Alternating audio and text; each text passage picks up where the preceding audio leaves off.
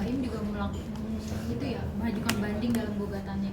Kok mengajukan juga bang, kan Baim sendiri adalah yang meminta gugatan cerai ini. Apa sih emang isi dari banding tersebut bang?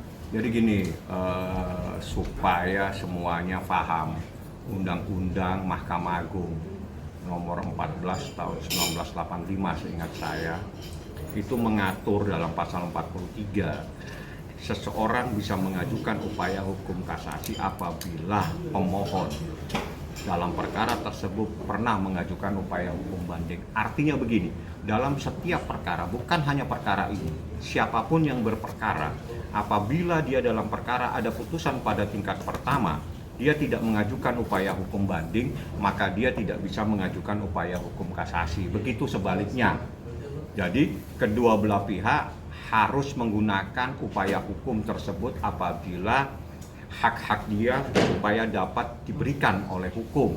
Tanpa Anda banding, Anda tidak bisa kasasi. Jadi saya tidak mau sampai hak daripada Baim itu hilang. Makanya kita ajukan upaya hukum juga banding. Bandingnya pun itu menunggu. Kalau mereka, Baim sudah bilang, Bang, kalau dia tidak banding, kita close kasus ini sampai di sini. Itu sudah disampaikan pada tanggal 16 April di Pengadilan Agama Jakarta Selatan. Kalau bisa tidak usah banding-banding, ini kita mau selesaiin biar close kasus ini. Tapi ternyata tanggal 28 dia mengajukan upaya hukum banding, otomatis hak dong. Ini amanah undang-undang, ini perintah undang-undang. Anda tidak banding, Anda tidak bisa kasasi. Jadi kami harus banding karena ada hak yang melekat di situ. Kalau saya tidak memberi penjelasan kepada klien, saya yang salah karena hukumnya menyatakan seperti itu. Makanya kalau dia banding itu adalah karena amanah dan perintah dari undang-undang. Seperti itu. Maksudnya kan ini dalam putusannya kan untuk Baim sendiri sangat diuntungkan ya bang. Nanti misalnya isi bandingnya tersebut tuh bagaimana sih bang? Ya, putusannya aja belum ada. Nanti aja kalau udah putus saya kabarin. Jadi berarti ini nungguin banding dulu? Iya, seperti apa putusannya kita juga nggak tahu. Dia banding, mempersoalkan apa saya nggak paham. Yang jelas, Baim sudah perintah, Bang, kita jangan banding. Kalau dia banding, kita banding. Dan seandainya hari ini dia mencabut, hari ini juga saya cabut banding saya. Pasti saya jamin, 1000%. Dia cabut, saya akan cabut. Artinya dia banding, saya pasti banding. Jadi nggak ada masalah, itu hak-hak itu dilindungi undang-undang dan itu menjadi amanah.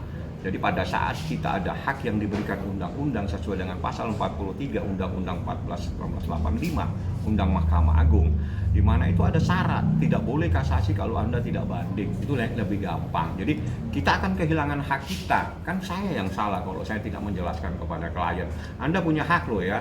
Hak Anda itu adalah hak banding dan kasasi. Tapi ada syaratnya, Anda tidak bisa kasasi kalau Anda tidak banding. Makanya dia banding. Tapi bang, gini loh bang, maksudnya gini, ini kan sudah membias kemana-mana gitu.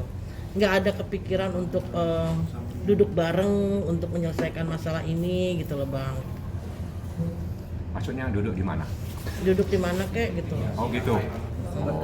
Maksudnya duduk bareng, ada yang penengahnya, jadi semua jadi baik-baik aja gitu. Artinya kan ini sebenarnya kan sudah urusan perceraian sudah gitu kan, tidak ada banding. Coba seandainya pertanyaan ini Anda tanyakan ke mereka. Kalau Anda tanya kepada saya, yang mempersoalkan kan bukan kami.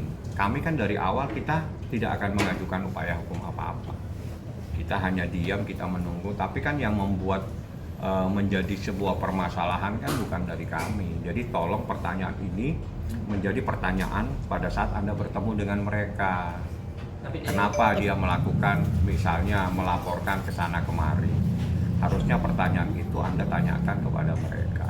Tapi dari keluarga pihak Baim sendiri seandainya Baim kan sudah ngomong di Pengadilan Agama Jakarta Selatan pada tanggal 16. Kita selesaikan masalah ini, nggak perlu lagi lah banding-banding. Artinya Baim itu udah nggak ada masalah. Kami pun juga nggak ada masalah. Saya pun ngapain? Saya nggak punya kepentingan. Kepentingan saya adalah memberikan pembelaan kepada klien saya, melindungi dia secara hukum. Jadi kalau misalnya hari ini mencabut bandingnya, hari ini pun saya cabut. Saya nggak mungkin akan mengajukan banding kalau pihak lain tidak banding. Gitu. Jadi itu titipan pertanyaannya bagus, tapi tempatnya salah. Jadi bukan tanya ke saya, tanya ke sana. Kenapa dia harus ke sana kemari? Gitu loh. Kalau memang sarankan kepada dia cari tempat yang bisa ada duduk yang mungkin agak empuk lah tempat duduknya biar duduknya lebih nyaman. Bang, ini dari Komnas HAM sendiri bersedia bang duduk bareng bang untuk banding bang. Bukan menyayangkan, itu hak, tapi banding pada saat tanggal 16 itu ada Anda semua.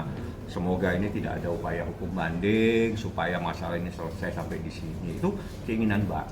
Jadi, tapi kan setelah tanggal 28 kita dapat informasi dia mengajukan upaya hukum banding sebagaimana yang menjadi amanah undang-undang, hak yang diberikan undang-undang kepada para pihak itu harus kita manfaatkan dan kita laksanakan. Jadi saya mengajukan banding karena kalau kita tidak mengajukan banding kita kehilangan hak untuk mengajukan kasasi.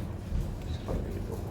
Bang, ini kan ada laporan di Komnas Perempuan ya bang, mungkin ada ikut campur Komnas Perempuan gimana melihatnya bang? Ya saya minta karena ini terkait apa yang dilaporkan itu sudah menjadi pertimbangan di dalam putusan halaman 113 sudah ada. Saya minta hati-hati Komnas Perempuan jangan masuk, jangan mengintervensi proses hukum yang sedang berjalan kecuali proses ini sudah selesai. Tapi pada saat proses ini sedang berjalan, tolong hormati institusi atau lembaga lain di dalam memberikan pertimbangan di mana tidak terbukti adanya KDRT dan itu menjadi ranahnya lembaga yudikatif.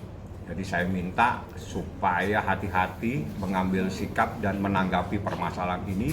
Saat ini saya sampaikan secara tegas, perkara ini sudah diputus pada halaman 113 dinyatakan tidak terbukti ada KDRT dan saat ini perkaranya adalah menjadi kewenangan Pengadilan Tinggi di Agama DKI karena saat ini para pihak sudah mengajukan upaya hukum banding.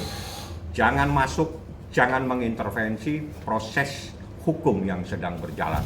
Itu yang saya minta. Lalu gimana mungkin dengan bukti-bukti yang diserahkan Pak Ola ke Komnas Perempuan bang? Kenapa? Gimana melihat bukti-buktinya mungkin? Anda pernah tahu buktinya? Pernah lihat?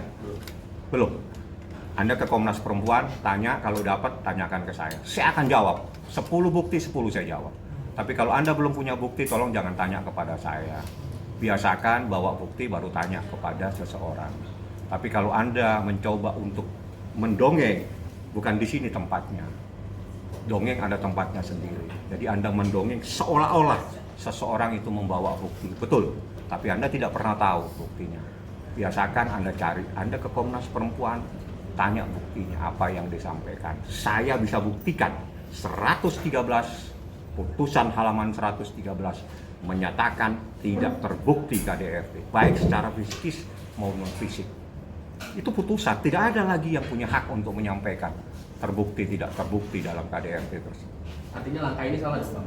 Saya nggak nyampurin salah tidak salah, bukan urusan saya, karena itu menjadi urusan institusi atau lembaga atau Komnas ya. Kalau Komnas ada orang mengadu pasti diterima, tapi apakah nanti pengaduan itu sesuai dengan persoalan? Saya ingatkan apa yang diadukan itu ada di dalam putusan pada halaman 113. Jadi itu menjadi kewenangan majelis hakim yang menyatakan tidak terbukti KDRT. Seperti itu.